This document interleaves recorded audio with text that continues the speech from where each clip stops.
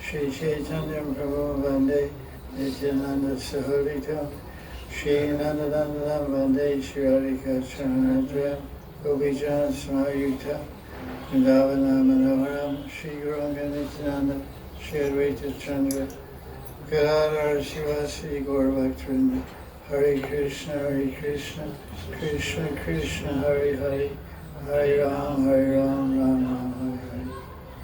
So this is Kartik class, we're still alive. And we're still together. And we're discussing Krishna Karnamrita by Bilamangala Thakur with the commentaries by Sri Ananta Babaji Maharaj and other great acharyas like Krishnadas Kaviraj Goswami and Gopal Bhatta Goswami and Sri Chaitanya Das Goswami. We're on verse 53. It's amazing Sanskrit, very beautiful Sanskrit. Kusamasara Sara Samara Kubita Madagopi Kusha Kalasa Croatia Rasa Lasat Urasi Devi Mada Mudita Mridu Asita Mushita Shashi Shobha Mohar Adika Mukha Kamala Madhuri Mali Aliye. Translation. I am absorbed in thinking of Krishna. Or let's say Govinda Dev, because word is Dev, and he's translating as Lord. But we like to say, I'm thinking of Govinda Dev. His chest is shining with sandalwood paste, which wiped off from the pitcher-like breasts of the amorous gopis of Vrindavan, who have been incited in erotic battle by Cupid's arrows. And the sweet beauty of Govinda's lotus face is magnified at every moment by his gentle smile, which is full of passionate delight, which steals the splendor of the moon. Mushita Shashi Shobha. Shashi means the moon. Actually, Sanskrit, Shashi means rabbit. There's a verse in Bhagavad Gita, Rasvama Sukhanteya, says, Prabhasmi Shashi Surya. Krishna is telling Gita, I am the light of the sun and the moon. Prabha means light, and Shashi means moon, and Surya means the sun. So Shashi is rabbit. Why? Because there's a rabbit in the moon. Not a man, not a woman, a rabbit. Maybe a female rabbit. Depends on who's giving class.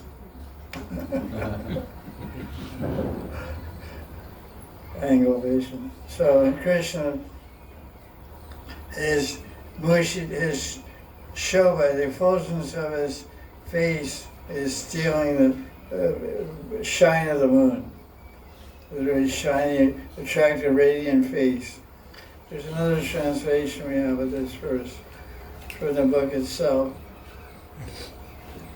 Govinda's chest is decorated with designs of kumkum that was hidden on the breasts of the love-intoxicated gopis.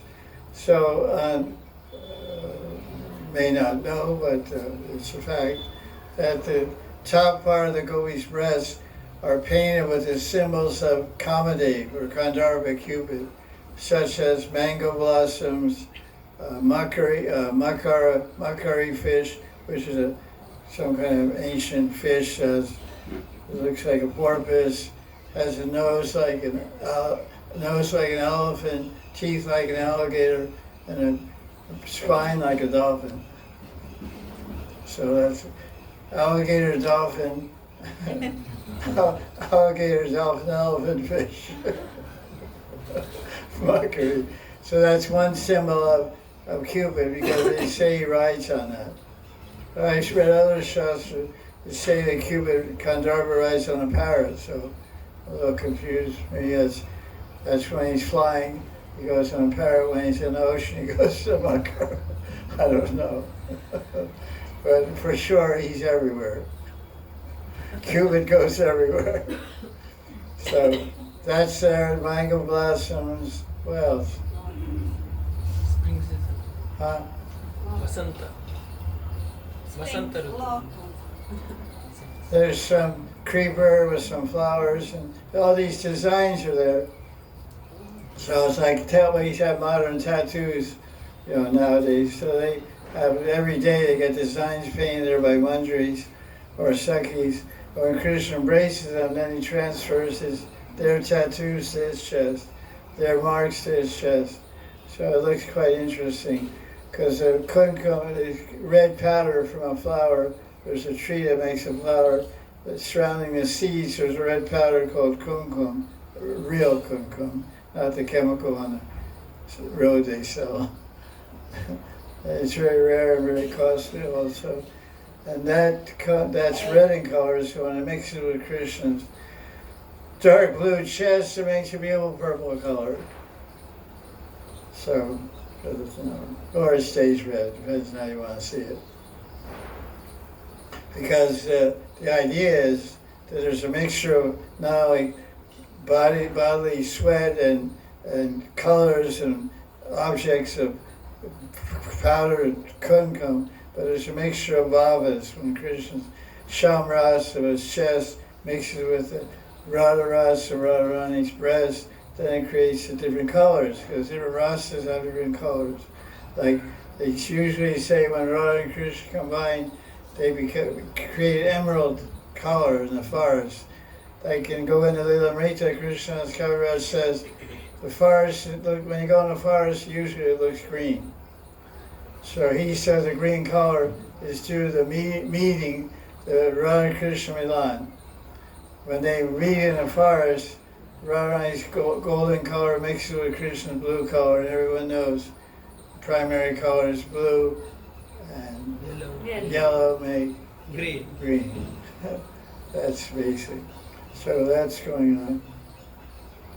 So now these gopis are struck by the flower-tipped arrow of the love god.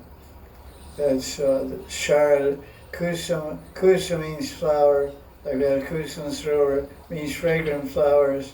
Shara means Samara, means the love god and his arrows.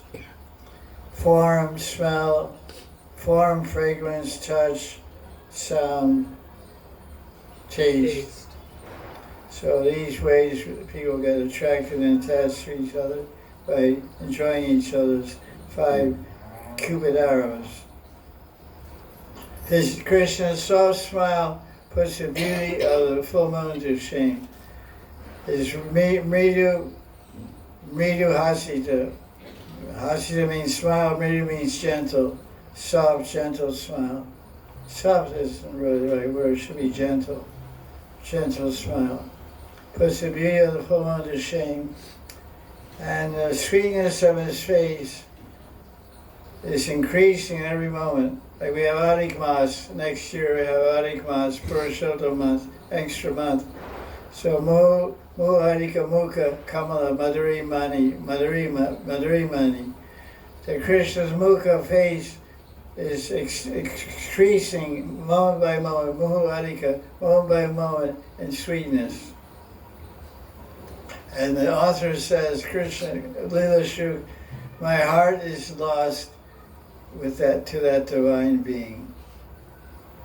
So it's a very beautiful picture of Krishna exchanging intimacy with loving intimacy with the gopis, embracing them and getting their marks, kumkum from their breasts on his breast, because the two become one now in the embrace of love.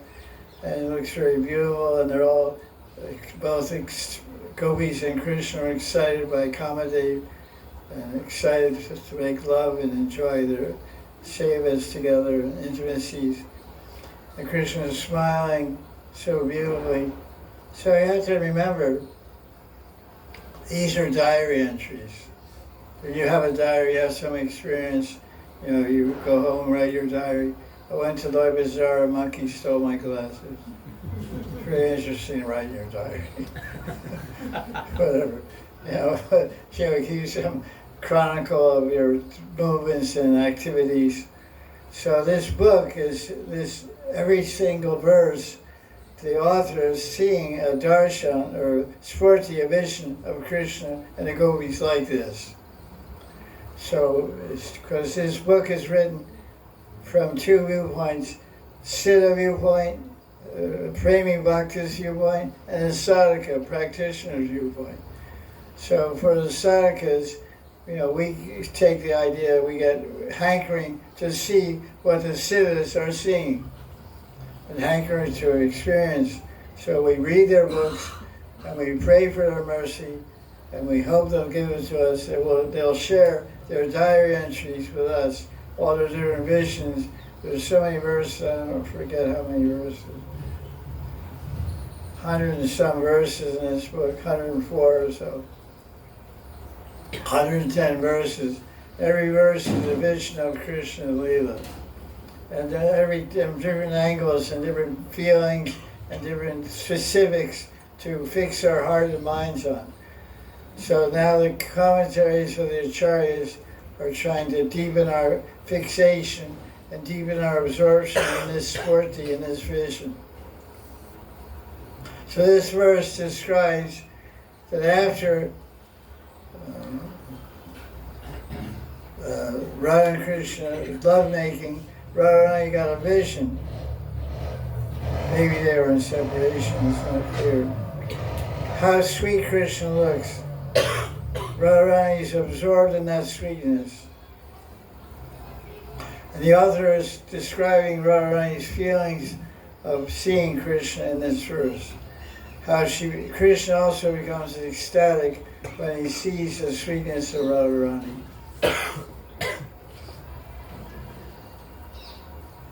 So now in line 2, this is line 2 here. Kusha Kalasa Kushina Rasala Salarasi Devi. The comments on that. The Radharani is saying, I am struck down by the flower-tipped arrows of Kamadev. On their own, so when Radharani is saying, I'm struck down by Kamadev's flower arrows when I embrace Krishna, and the kumkum designs are transferred onto him and make him look extremely beautiful. So Radharani is an artist. She's making designs on Krishna. She has 2 paintbrushes. It's pretty interesting way to paint. So Radharani embraces Krishna. She transfers the designs on her bosom to Krishna's chest. And she looks at her artwork and says, oh, I've done a good job. Krishna looks very sweet. That's what it's saying. He looks very attractive, more attractive. I'm a good artist. I don't know if you can sell that art. That art is to be kept on the canvas of your heart. Srimati Radharani said, oh, okay, so now he quotes, now there's a whole discussion here about the power of Gopi's kumkum. What can it do? What effect does it have? It has an effect on Krishna. He becomes intoxicated with Kamadev, and then they have ensuing intimacies in the kunja. But the verse is quoted here in the commentary from Veda Gita, chapter 21, 10th canto, verse 17. The gopis are describing Purvarag. What happens?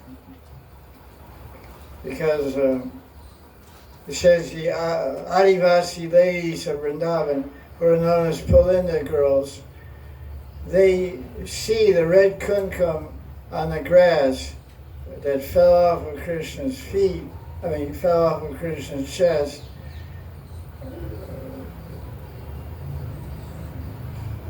That's interesting. Anyway, it's transferred to the grass, and when the Pulindas see this kumkum, and they also, at the same time, first it's like this. They're in the forest. What are the Plinda women doing in the forest?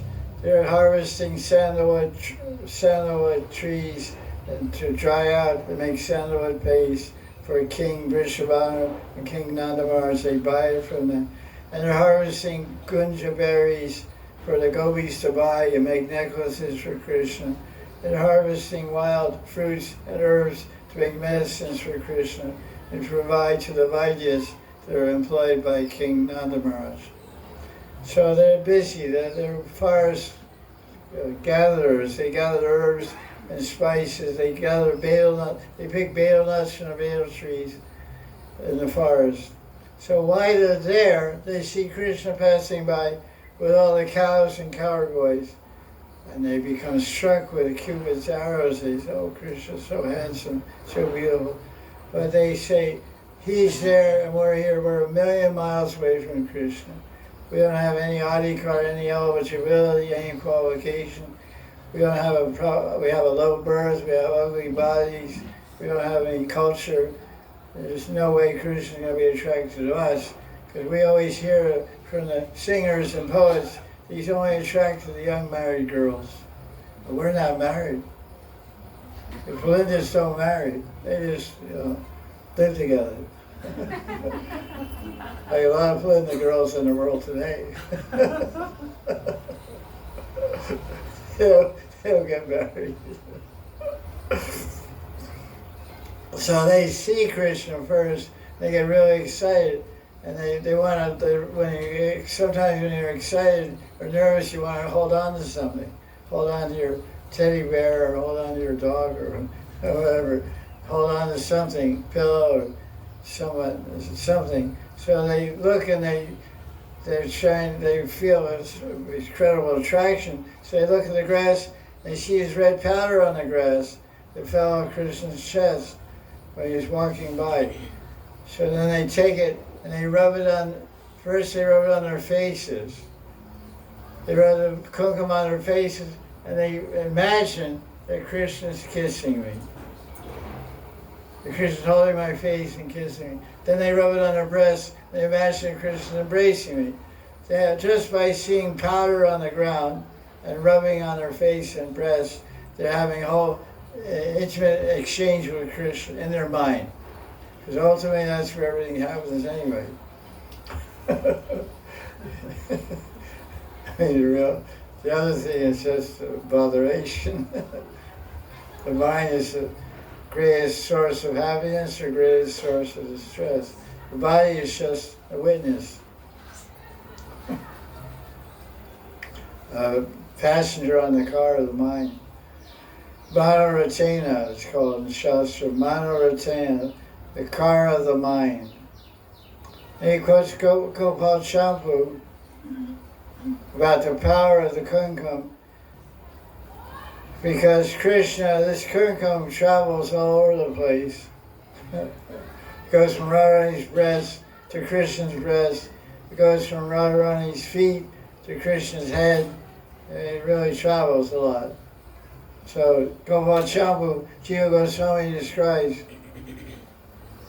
when the kumkum is transferred onto Krishna's feet, when he puts them on Radharani's breast, because sometimes she puts his feet on his head and he gets kumkum there. Sometimes she takes his, wait, I gotta get this straight here. She takes Krishna's feet and holds them on her bosom. So Krishna has different ways to get all those feet, with his head, with his chest, etc. So it's a delightful now this pastime switches into the Leela of the first time Krishna touched Radharani. How many have heard this pastime? I think everybody has. When you hear it, you'll understand. So that's Vilaskar, that means yes or no? Yes. That means yes, Vilaskar. That's right, you heard it. Well, who told you? That's right. Okay. Tell it again. Anyway, it's written here. So I'll read it because I sometimes forget details. So Radharani had fainted. This is in Purvarag because Vishaka made a painting of Krishna. Like so many artists who paint pictures of Krishna. So Vishaka Saki made a picture of Krishna, and it was very beautiful, and gave it to as a gift to Radharani to soothe her pangs of separation because she was falling in love with Krishna. They haven't met yet, they haven't touched each other, they haven't kissed, they haven't embraced, they haven't joked or played or any kind of intimate leelas, but they're totally infatuated and crazy about each other. So to kind of pacify her, Vishaka, who's a great artist, she painted a painting. So Radharani, one day she was in her bedroom, lying on her bed looking at a painting, and she fainted. And the second year, she wasn't coming awake. They tried everything to make her wake up. She wasn't coming back to consciousness. And the gopis were worried. So they went to the guru. The gopis' guru is Puramasi, Yogamaya Ma. And they told her what happened. They actually took Radharani to the kutir of Puramasi. And then they sent Madan to bring, because Madan is Puramasi's grandson, so I guess he was doing some seva there to his grandmother or something. So when the gopis saw Madan, they said, go get Krishna. So Madan brought Krishna to Puramasi's kutir, and they asked him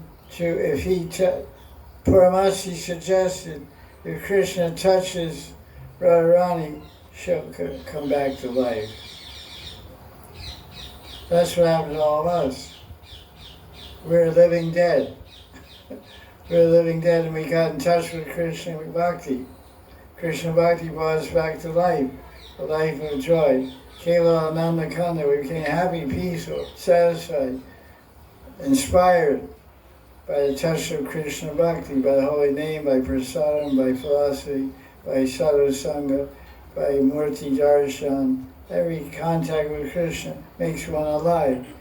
So they know that, so they said, Krishna. So Pranadavi said, oh Gokulananda, if Radha regains consciousness by your touch, you won't lose anything. You won't lose nothing to lose by doing that. So Krishna heard the request of Puramasi and Vrindadevi, but he kept silent.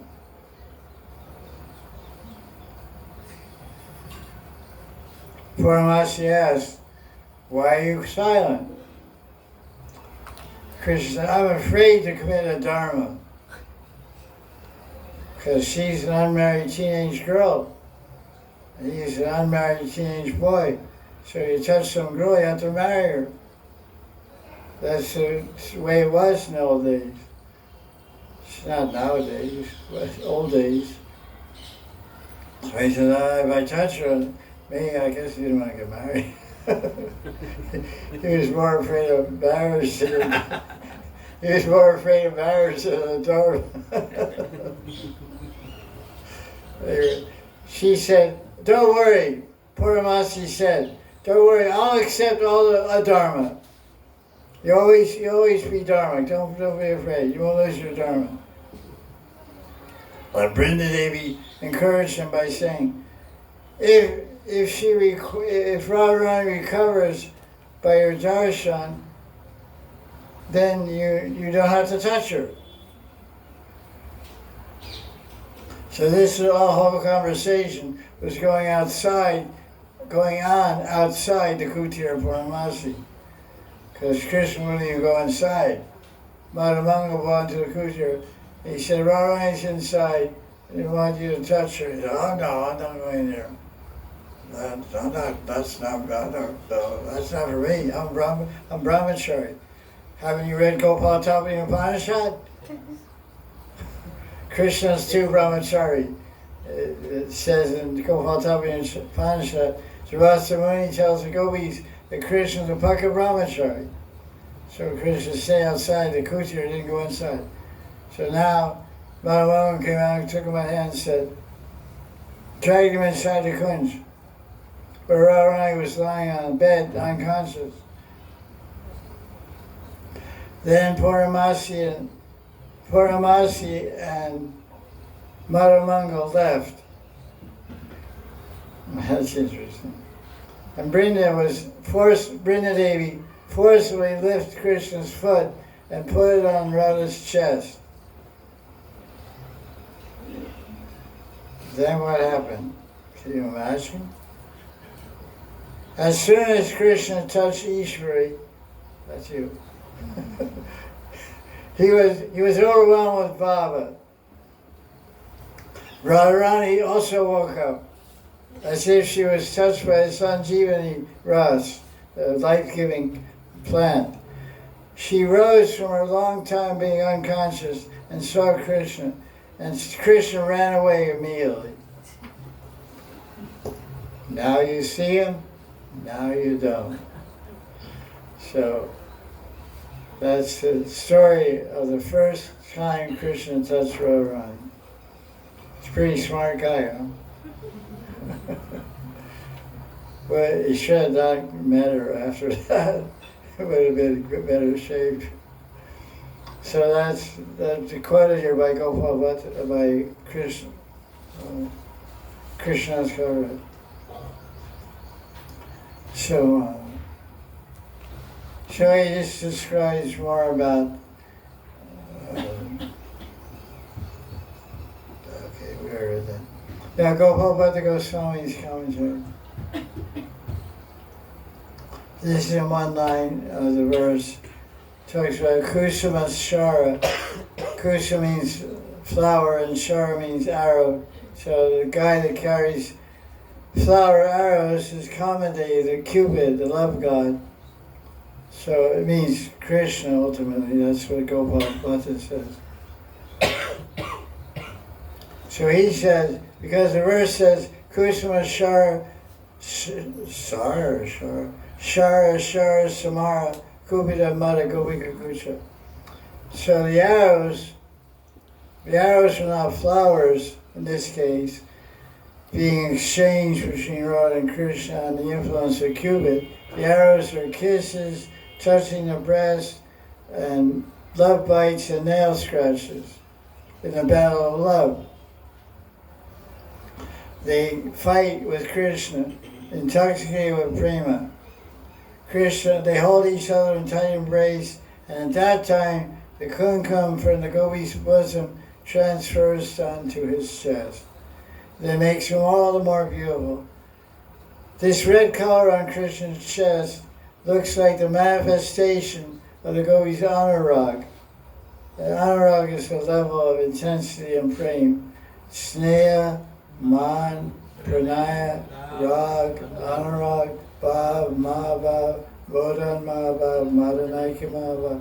Different degrees of intensity and experience and reactions in loving exchange with Krishna and gopis. So anurag is a highly developed feeling of love, where the lover looks like a new lover every minute. You know, you rank this examples in Nirjala Nilamani by Rupa Goswami. Radharani is enjoying with Krishna and sees him a couple hours later and doesn't even recognize him. So, but he says, there's Krishna on top of Govardhan Hill. And Radharani says, no, that boy is not Krishna. That's some other beautiful boy. I don't know. It looks like Krishna, but some other guy, some other boy. And they said, no, it's him. So that's anurag. Love creates such a newness and freshness in the heart that the beloved always looks new and attractive and exciting. Not like same old, same old. This world, we say same old, same old. Okay. So now there's a discussion. Gopal Bhatta Goswami wants to explain, although we're talking about all these intimacies and loving exchanges and amorous love affairs of Radha and Krishna and gopis, Gopal takes a pause in the commentary to explain the transcendental divine nature of all these exchanges, the selfless nature. Because basically when men and women are enjoying, they forget about the other person and just get absorbed in their own bliss. So and the whole idea of enjoying men and women in this world is selfishly inspired. But the gopis' inspiration is selfless because they don't have any desire for their own pleasure. Everything they do is to bring happiness to Krishna. That's why it's a different category. When we don't say love, we say prem. Although in Hindi, prem means general love also, but prem is a very specific spiritual expression of love which is totally selfless. The acharyas say the gopis' love is so selfless, they even forget they have a self. They even forget their Atma. They feel they don't even exist. My existence has evaporated into my lover. I've become my lover. And you see in the Rasalila chapter, when they're separated from Krishna, they become Krishna. One becomes Krishna, one becomes Pudana, and one gets, becomes Kali, and one stands on her shoulders. And they interact with Krishna's Leelas, becoming fully absorbed in Krishna's identity and feelings. So this is self-forgetful. They become Krishna. But Krishna never loses his Krishnahood in them. So that their love is incomparable. Krishna even admits it. He says, Pariyam, the juice, the other verse. It's in 10:31, 8 or something, where Krishna tells the gopis, I can't repay you for your love. Your love is so surrendered and so complete and so absolutely fixed on me. I can't repay you because I had to love so many people. I had to love my coward friends, my mother and father, my aunts, my grandmother. So many people I have to love and share my love with. You have no one. All your love, all your concentration, all your life, all your breath, all your pran, all your man, all your dan, all your tan, everything you have, man, tan, pran, everything is dedicated to me. So you're selfless, self-forgetful. So I can only reward you with the saving that you're doing to me. That's your reward. The happiness you get from saving me, that's all I can pay you back. I don't have that kind of love. So when the gopis hold and press Krishna's feet to their breasts, his feet are more dear to them than 1,000 lives. They're afraid of hurting Krishna because they know how soft his feet are. Krishna's feet are softer than butter. And they're afraid of hurting them. So he says, this proves that the gopis are absolutely free from the desire for sense gratification. Only advanced devotees can understand this fact. And what that means is only an advanced devotee can understand what it means to be free from the idea of personal enjoyment. So then they can have some glimpse into the heart of a gopi. Understand how they're so selfless and so loving towards Krishna. In line 3, there's this phrase, Mushita Shashi Shobha. Krishna's beauty and sweetness enhances, increases every moment, and it's more beautiful than the moon. Chaitanya Das has a comment. He's some famous Goswami. He commented on this KRISHNA KARNAMRITA. He says that the author, Leela Shuk, Bilmangal Thakur, got a sporty vision of Krishna, the sweetness of how Krishna looks after he makes love with gopis and Radharani. So apparently he was meditating on himself as a Sakhi Swarup, and he was outside the kunja pulling on a ceiling fan, connected some leaves and flowers in the kunja fan. And then when they were done their intimate leelas, and she went inside the kunja and offered some tambul to Krishna and Radharani. And then at that time, the Sakhi saw the beauty of Krishna's face, and she wrote this. Then when she lost that vision, then she wrote in her diary, which is called KRISHNA KARNAMRITA, what she saw, what she experienced in her Swarti. It's called Leela Swarti. So this Goswami commenting says he got a Swarti of that. So after Krishna left the gopis, he reappeared in the Rasmandal to the gopis, and they became overwhelmed. And one gopi, Radharani, is described in the commentary that identifies Radharani, but the Bhagavatam doesn't tell the name, but the commentators do, because in different Puranas, gopis are mentioned. So one gopi, Radharani, was overcome with man, loving anger. She bit her lips and knit her eyebrows and chastised Krishna with her eyes. What is the effect of Radharani's touch on Krishna? This verse describes that. He smiles broadly and beautifully. It's so beautiful, his face and smile look defeats the sweet radiance of the moon. So that's the meditation and intimate vision of the pastimes of Radha and Krishna, and Krishna's first touching of Radharani. Having a kutir Purnamasi. That's a very rasi kutir. What kind of bhajan kutir is that? It's more like a Gopi's kunja, because the gopis have kunjas all around Radhakund. There's thousands of kunjas surrounding Radhakund. Every gopi has their own kunja, and each gopi takes Krishna in her kunja and entertains her with all kinds of pleasant activities and intimate exchanges. So this old grandmother has a Leela kunja. Even grandma's into it. It's kind of funny when you think of it. Grandma. Okay. Grandma, she's Madhavanga's grandmother. Takes 54.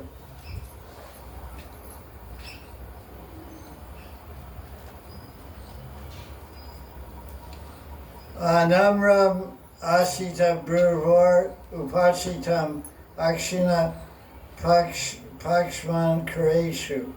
Alolam Anaraganor Nayanayor Ardram Mrido Japate.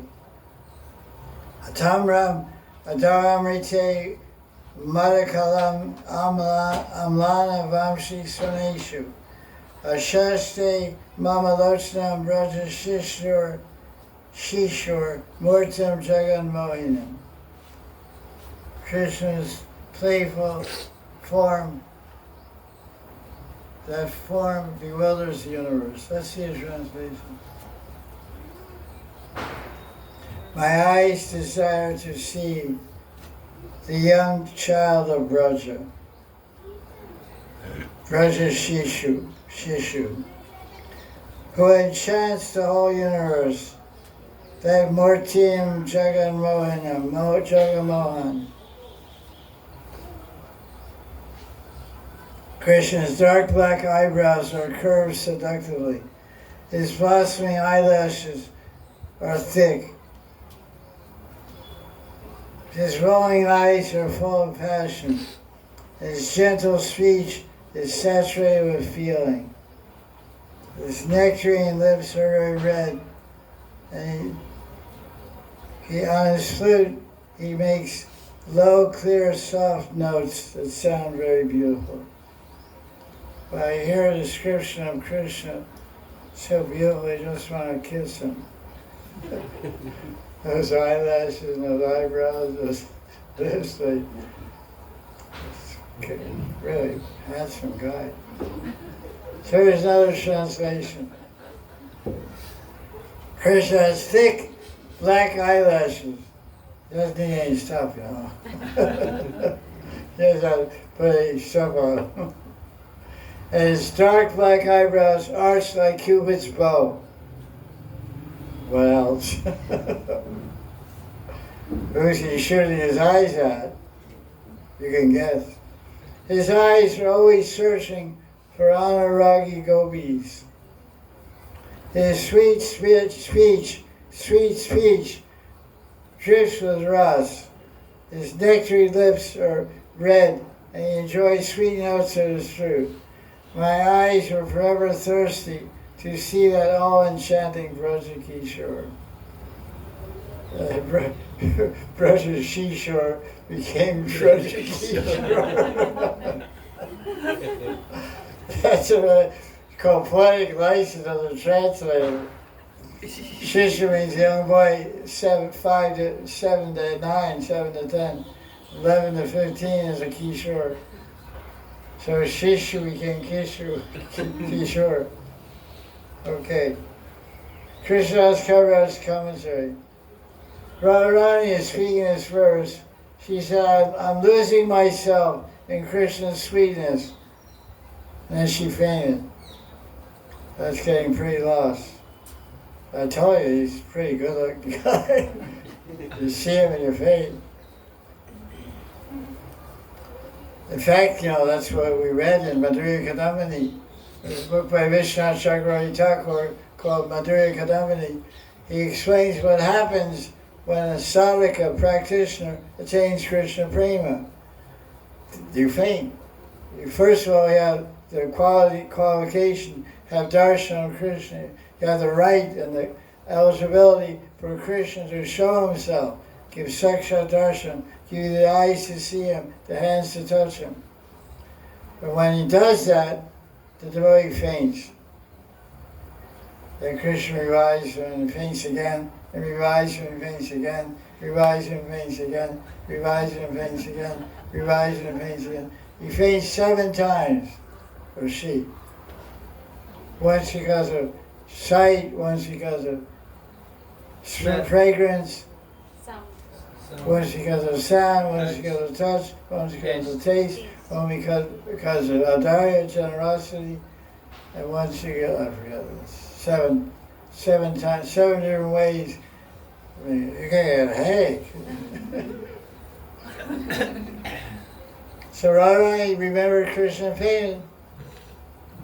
She's bringing by Radharani, so she faints more than anybody. She see him all the time. Sadhaka Siddha Mahatma may see Krishna a few times and faint. Radharani's fainting all the time.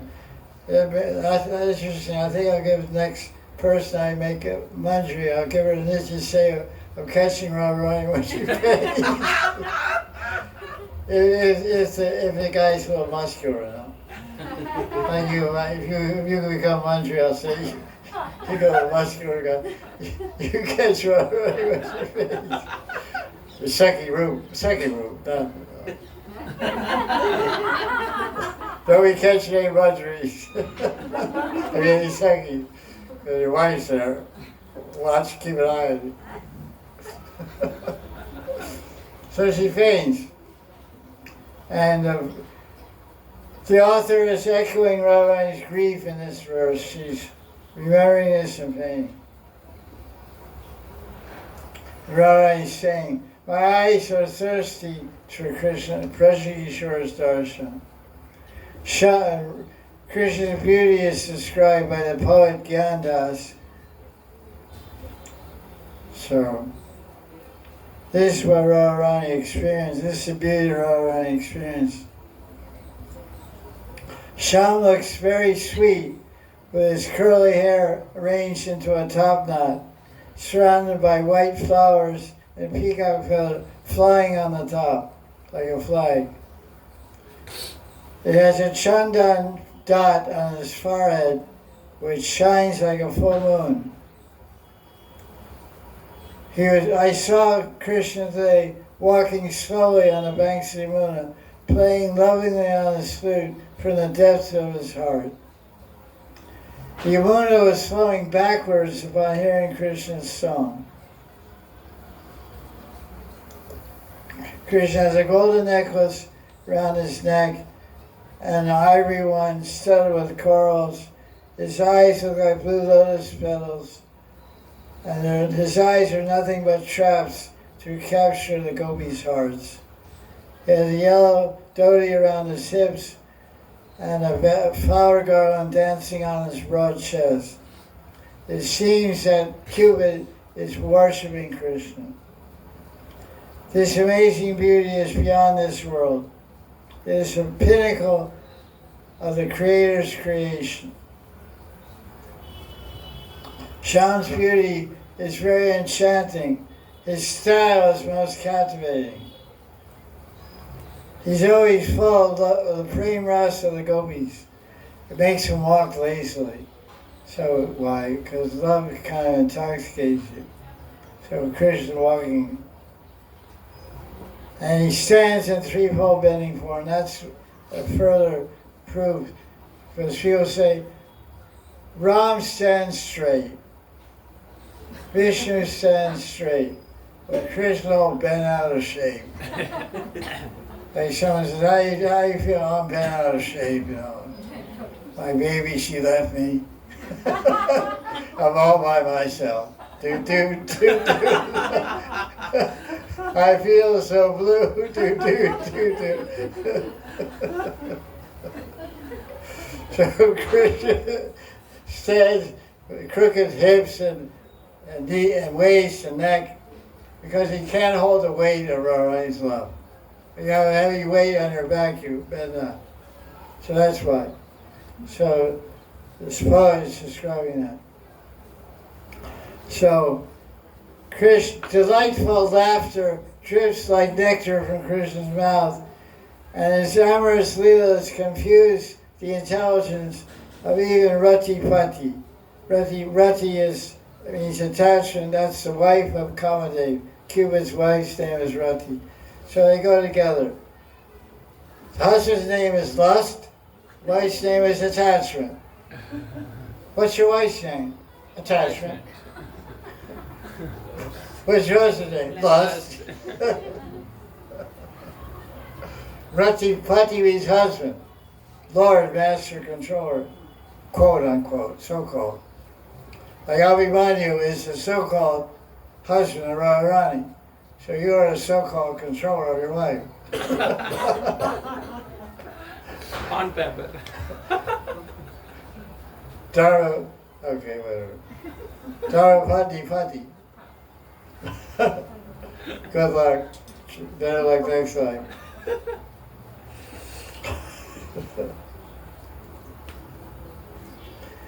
Krishna's body is so beautiful, who would not be tempted? That's what the poet says. So he's speaking on behalf of Radharani. Okay, well, we got to go on. So, now, as per the standard of most of these books on Leela, usually we talk about Radha Krishna's Leela, we get all excited and inspired to try to attain it, but then we feel, what's my chances, what is my hope, what is my chances of entering these Leelas and getting a Siddhadeha to get there and be a servant of Radha and Krishna in these intimate Kunja Leelas of Vrindavan and see all this beauty and feel and taste all this sweetness. There's no hope for us except Chaitanya Mahaprabhu and the Panchatattva. So the standard of Gaudiya Acharyas, they always talk about Radha Krishna Leela, which is of course the prayojan, the goal, the ultimate conclusion of everything we do is to enter the Leela, eternally serve Radha Krishna in love. But to get there we need a whole lot of mercy from Guru, Vaishnavas and Gauranga. So then whenever they write books they always talk about Gaura Leela, because Gaura Leela is only Krishna Leela. Because Gaura is Krishna's Srupam. So when he's in Puri, he's totally in Radha Bhav. For 18 years, he lived in Jagannath Puri. 6 years he traveled in India He preached in Ishwar Bhav of Bhagavan. He preached in Ishwar Bhav of Bhagavan all over India. But when he settled in Puri for 18 years, he was totally in Mahabhava of Radharani, and always remembering, meditating, and hearing about Radha Krishna's Leelas. So by going through the door of Chaitanya's mercy, by hearing his Leelas, by worshiping, being a Gaudiya Vaishnava, there's some hope, some chance that we can attain praying for Radha Krishna in this very life. That's the promise. That's the fortune of being a Gaudiya Vaishnava.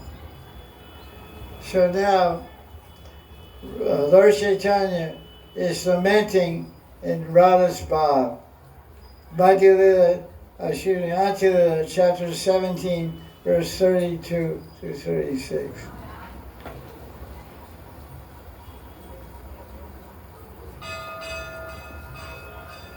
Radharani speaking to Krishna. O Sham, is there any woman in the three worlds that's not attracted by her flute song? When we hear that song, it forces us into submission and completely destroys our shyness, our family dharma, our honor, our decency, everything. But yet you're such an unreliable person. You speak one thing, think another thing, and behave in a third way. Sound familiar? You know anybody like that? You speak one way, think another way, and act in a third way. This is Krishna. This means you're a first-class cheat. Kavaraj, Ki Jai. You're having fun at the cost of our life. Confirmed. You should give up your evil, crooked ways. You're stealing our hearts, ears, soul. How do you expect us to live? So that's Lord Chaitanya lamenting to Krishna. So now Gopal Goswami describes about Krishna's beauty. Oh, his dark eyelashes, all that stuff. Krishna's eyebrows, Prabhu, you just analyze it word for word how it goes. Let's repeat what we heard, we'll hear it again. Krishna's eyelashes are thick and dense, and like bows of Kandharva Cupid, they hypnotize all creation. His eyes are full of anurag, and they glance mischievously here and there. Anybody who gets seen by Krishna's eyes gets lost. That's why I tell you, don't look at Radha Vallabha. Don't look at Radha Raman. Don't look at Banki Bihari. You get lost. You go crazy. Many people have got crazy. Just take the population of Vrindavan, you'll know how many people went crazy. Take a population census of Vrindavan. Why are the people all living there? Because one time they came from Delhi, they took darshan of Banki Bihari, then they went crazy. They sold a house in Delhi, they bought a flat in NRI, or wherever, somewhere, and moved to Vrindavan. Every day they take darshan of the guy and hypnotize him, made him crazy. The whole Vrindavan is full of crazy people. They were hypnotized by the mysterious eyes of Radha Vallabha. Some people are hypnotized by Radha Vallabha. They go out every day. Some by Radha Damodar, some by Radha Raman. They go out every day. So I see some people in the audience that look like you're under a spell. So you have a funny look in your eyes, look like you're under a spell. I think you're also hypnotized by some deity in Vrindavan. And Nectar Dosh, Rupa Goswami warned you guys. Yeah. Don't go to the banks of Yamuna, Keshigat, and see Govinda Dev. Because you'll give up society, friendship, and love, and run to Vrindavan and become a Pago. Pagalini and Pago. Krishna Nasi Pagalini. You have become one. So now Krishna talks. My heart is full of Radhika. I can't stop looking at Radharani. I see Radharani everywhere I look. I see Radharani. Above, below, right. Dayana Radha, Baya Radha, Age Radha, Piche Radha, Uber Radha, Under Radha, Vita Radha. What shall I do? Where is that beautiful Radharani? I have no peace until I see her. Okay, that's bad shape. Pity Krishna, poor guy.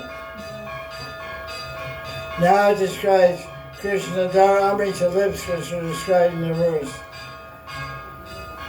His lips are full of nectar. They put nectar, concentrated nectar to shame. If anyone hasn't tasted the lips of Krishna, he should have died at birth. He should be dead. So have you tasted? Yes or no? Yes or yes? Yes. Prasad is called Krishna Amrita. Nectar of his lips. You tasted it, don't you? Yesterday you tasted big time. Shove and blow. A Contemporia. You're up to your neck, you eat. I see the results. You're all sleeping today. This guy is right.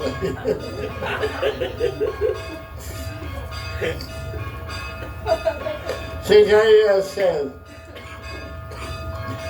the author is anxious to see Krishna. His beauty is so mesmerizing and full of nectar and sweetness. Everyone is hungry to see Krishna. Everyone's gone crazy to see Krishna. Everyone's afraid to see Krishna. Everyone's dying and trying to see Krishna, and no one's seeing him. That's the fun. Krishna likes Luka Leela, hide and seek. So today he's hiding. Tomorrow he may show himself. So wait till tomorrow. If you didn't have it today, you'll have it tomorrow. Jai Jai Sri Radhe.